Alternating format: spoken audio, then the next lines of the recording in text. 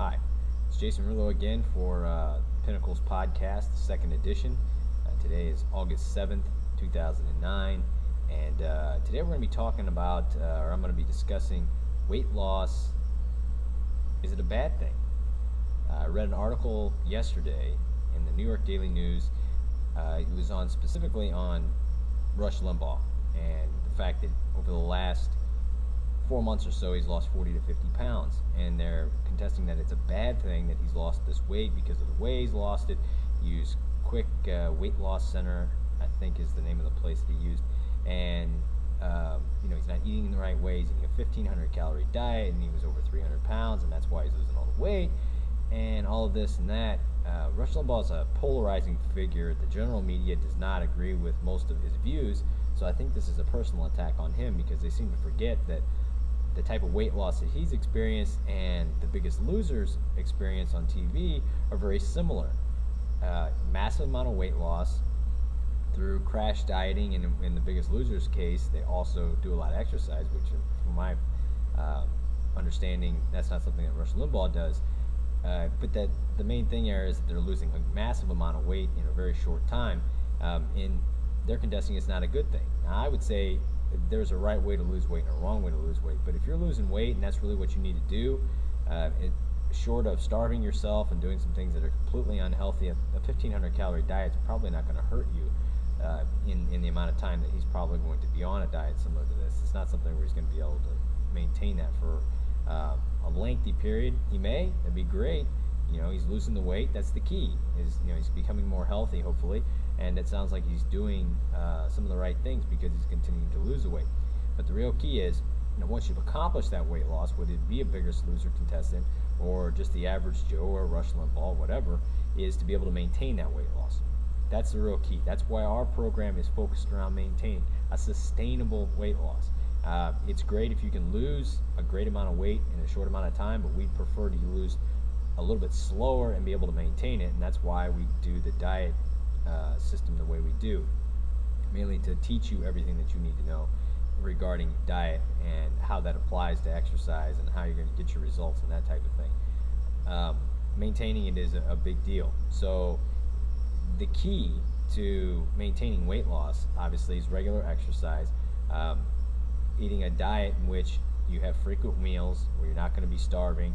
You're going to limit your refined carbohydrates. You're going to basically include a decent amount of protein and good fats to keep you more full.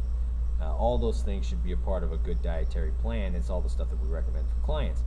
The problem is that when you're losing a massive amount of weight, let's use Rush's example of 50 pounds. If you lose 50 pounds, think about that. 50 pounds. You weigh 350 pounds, you lose 50 pounds. You lose roughly 1/6 of your body weight there.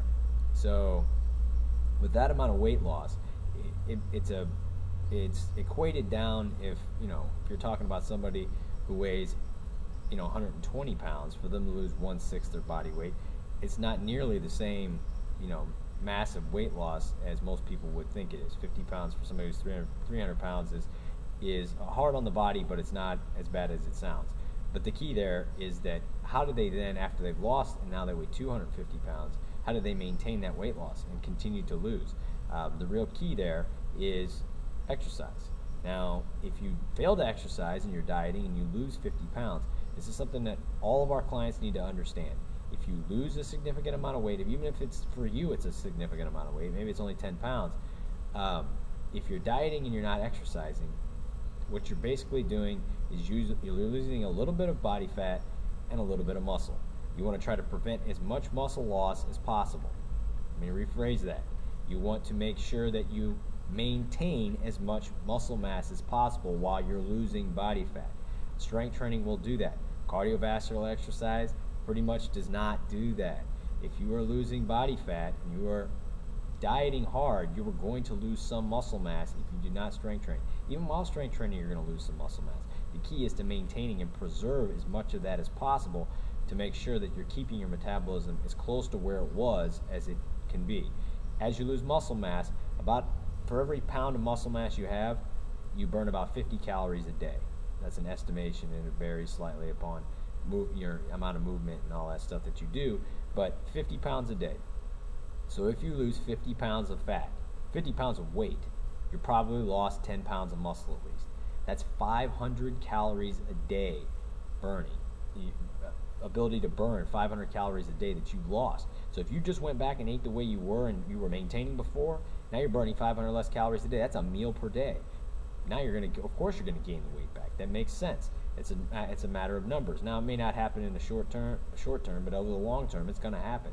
So the real key there is that when you do diet down and you try, let's say you're able to preserve most of the muscle, then it puts you in a better position that once you are less focused on your diet, you're not going to go and gain all the weight back. That's a real key. That's what we try to get our clients to understand, is that your diet should be changed forever. Now, you'll go through phases where you're really hardcore and other phases where you're not so hardcore, but having that sustainability where you're, continuously either losing or at least able to maintain it is a real thing, and you got to focus on strength training in order to maintain that muscle mass. That's why our HiMax program and almost all the programs here at Pinnacle are specifically based around strength training. Now, with the HiMax type of workout, you're going to do a workout that's going to involve a lot of intervals and things like that. You're going to burn probably 300 calories in a half-hour workout. That's very similar to what you would do if you were doing a traditional cardio, quote, cardio workout, getting on an elliptical and going for 30 minutes. You're probably going to burn a very similar amount of calories, except in that type of workout, you're not maintaining the muscle mass like you are when you're doing a strength training based interval workout thing that we've put together for you.